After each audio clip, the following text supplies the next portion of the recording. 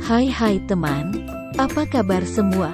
Perkenalkan kami dari kelompok 4. Pada kesempatan kali ini kami ingin memaparkan materi mengenai ragam teks dan satuan bahasa pembentuk teks.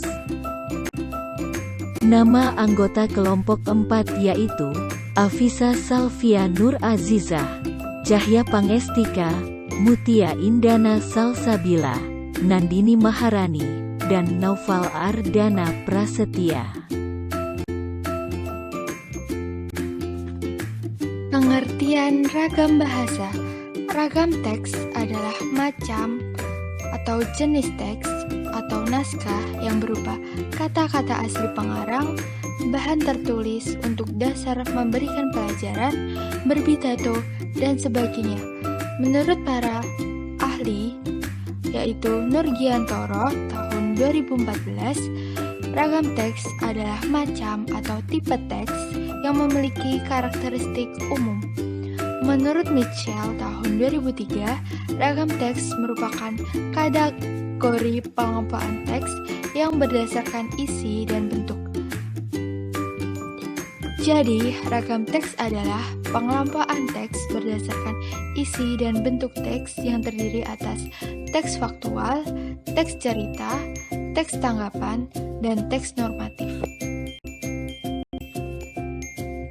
Teks faktual. Teks faktual adalah teks yang berisi suatu kejadian yang bersifat nyata, benar-benar terjadi, tetapi tidak terikat dengan waktu. Dengan kata lain, suatu kejadian yang faktual bisa terjadi di masa lalu ataupun di masa sekarang. Menurut Mahsun tahun 2018, teks genre faktual dapat dibedakan menjadi dua jenis, yaitu teks deskripsi dan teks prosedur atau arahan. Teks deskripsi. Teks deskripsi adalah tipe teks yang memiliki tujuan sosial untuk menggambarkan suatu objek atau benda secara individual berdasarkan ciri fisiknya. Struktur teks deskripsi adalah pernyataan umum dan uraian bagian.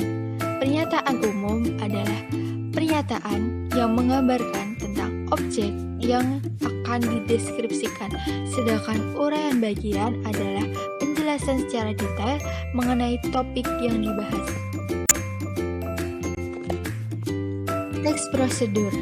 Menurut Mahsun tahun 2018, teks prosedur adalah teks yang memiliki tujuan sosial untuk mengarahkan atau mengajarkan tentang langkah-langkah yang telah ditentukan, memberikan penekanan pada langkah-langkah melakukan sesuatu tindakan atau pekerjaan. Contoh teks prosedur adalah cara menyalakan komputer.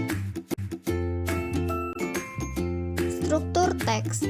Struktur teks prosedur yaitu pertama, judul, kedua, tujuan berisi, tujuan dibuatnya atau hasil akhir yang akan diperoleh, ketiga, daftar berisi alat dan bahan yang diperlukan, keempat, urutan tahapan pelaksanaan berisi langkah-langkah yang harus dilakukan, kelima, pengamatan, dan yang keenam, kesimpulan berisi simpulan atau saran. Tanggapan. Teks tanggapan adalah teks yang berisi sambutan atau tanggapan terhadap ucapan, yaitu kritik, komentar, dan lain sebagainya, dan apa yang diterima oleh panca indera, bayangan, dalam angan-angan. Teks ini dapat dibedakan menjadi dua teks, yaitu teks eksposisi dan teks eksplanasi.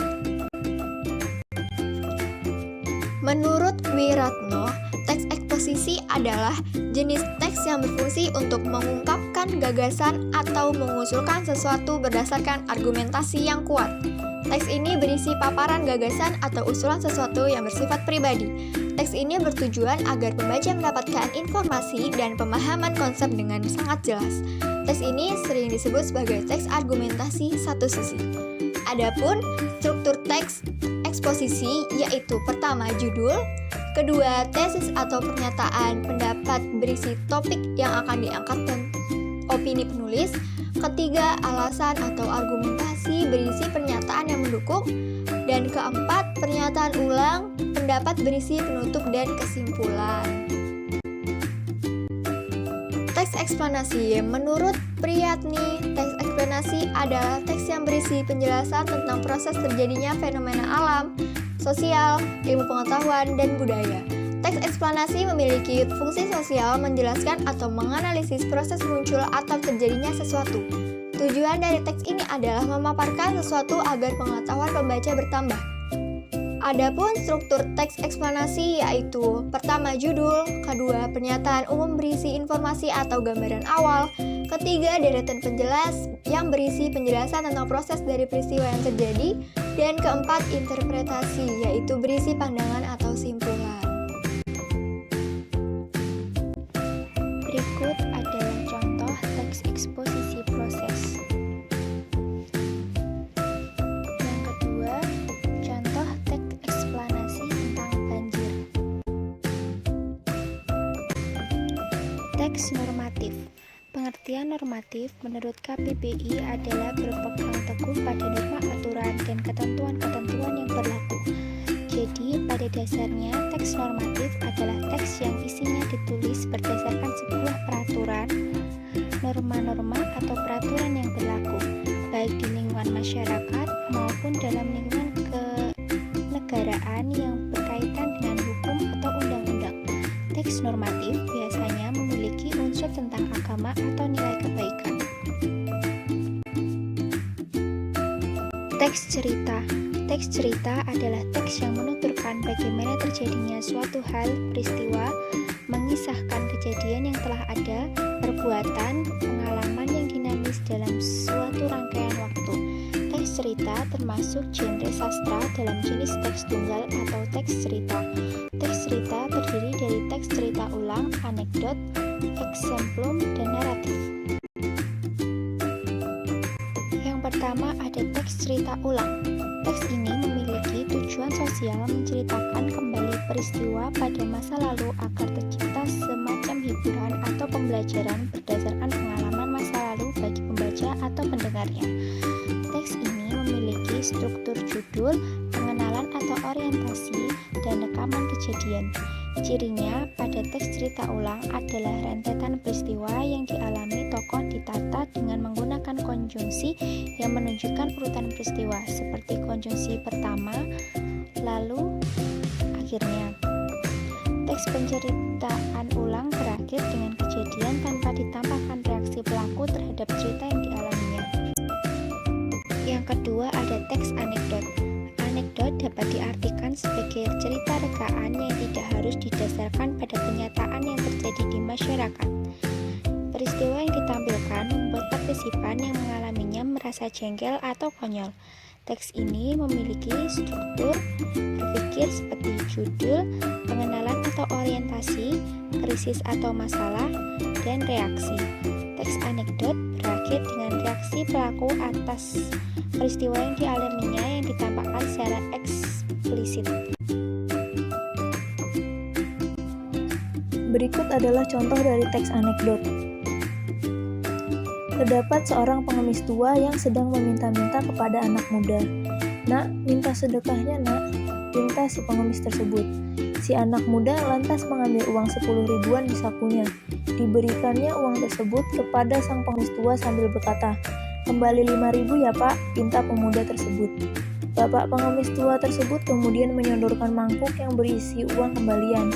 "Ini nak, kembaliannya silahkan diambil." "Tunggu pak, kembaliannya kok 7.000? Ini kelebihan pak," ucap pemuda tersebut keheranan. "Oh tidak apa-apa nak, ambil uang itu, anggap saja saya bersedekah." Teks eksemplum. Teks ini memiliki tujuan sosial menilai perilaku atau karakter dalam cerita. Itu sebabnya teks ini memiliki struktur judul, pengenalan atau orientasi, kejadian atau insiden, dan interpretasi. Pada akhir teks eksemplum, bukan reaksi individu pelaku utama terhadap peristiwa, tetapi peristiwa yang berupa pesan moral dari kejadian yang dialami tokoh utama. Pesan itu tidak terkait dengan tokoh utama, tetapi terkait dengan pihak partisipan yang mendengar atau membaca cerita. Dengan demikian, struktur akhir teks itu adalah interpretasi penulis terhadap kejadian yang dialami pelaku dan diharapkan dapat menjadi bahan renungan moralitas bagi partisipan. Selanjutnya, teks naratif. Pada teks naratif, antara masalah dengan pemecahan masalah tidak menyatu dalam satu struktur teks seperti pada teks penceritaan ulang, anekdot, dan eksemplum. Ia terpisah dalam struktur teks yang berbeda. Itu sebabnya teks tipe ini memiliki struktur berpikir, judul, pengenalan atau orientasi, masalah atau komplikasi, dan pemecahan masalah. Akhir dari cerita naratif adalah pemecahan masalah yang sebelumnya dialami oleh tokoh. Pembentukan teks atau kalimat. Kalimat adalah satuan gramatikal yang disusun oleh konstituen dasar dan intonasi final. Konstituen dasar itu dapat berupa klausa, frase, ataupun kata. Contohnya, Rani membeli pensil yang merupakan klausa, pensil baru yang merupakan frase, dan pensil yang merupakan kata.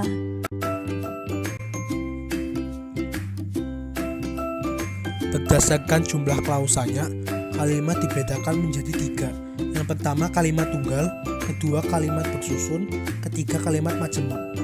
Berdasarkan struktur klausanya, kalimat dibedakan menjadi 2. Yang pertama kalimat lengkap, kedua kalimat tidak lengkap.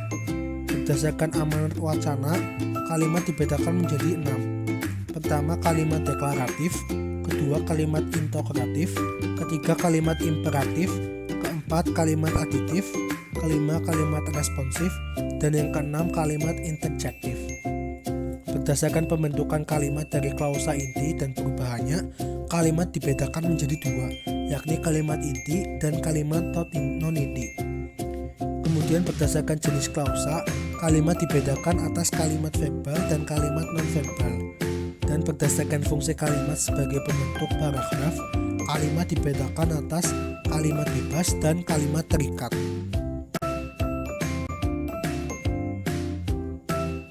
Membentuk teks. Paragraf. Paragraf adalah satuan gagasan dalam bagian suatu wacana yang dibentuk oleh kalimat-kalimat yang saling berhubungan dalam mengusung satu pokok pembahasan. Secara umum, paragraf dibentuk oleh unsur gagasan pokok dan gagasan penjelas. Selain itu, ada unsur yang disebut kalimat utama dan kalimat penjelas. A. Gagasan pokok dan gagasan penjelas.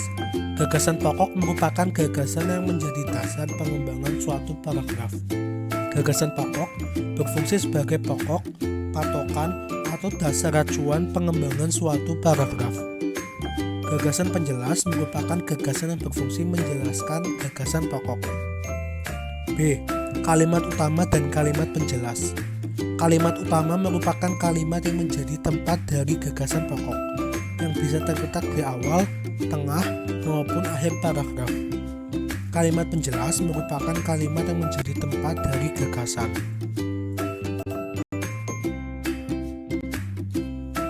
C.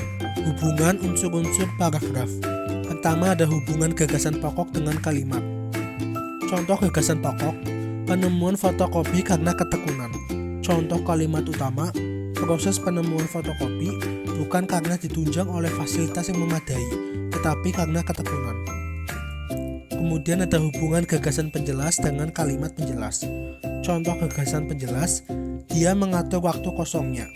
Contoh kalimat penjelas, dia mengatur waktu kosongnya yang relatif singkat. D. Ciri paragraf yang baik. Pertama ada kepaduan paragraf. Keeratan hubungan antara unsur paragraf, baik antara kalimat utama dengan kalimat penjelas maupun antar kalimat penjelas itu sendiri.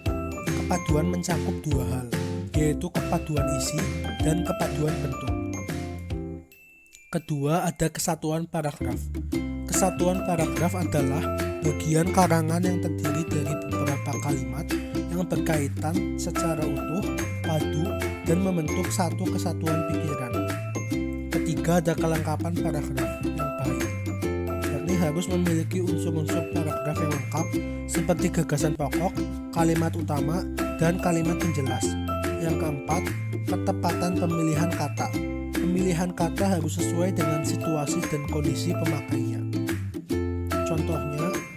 kata dia tidak tepat digunakan untuk orang yang lebih tua, melainkan kata yang tepat adalah beliau.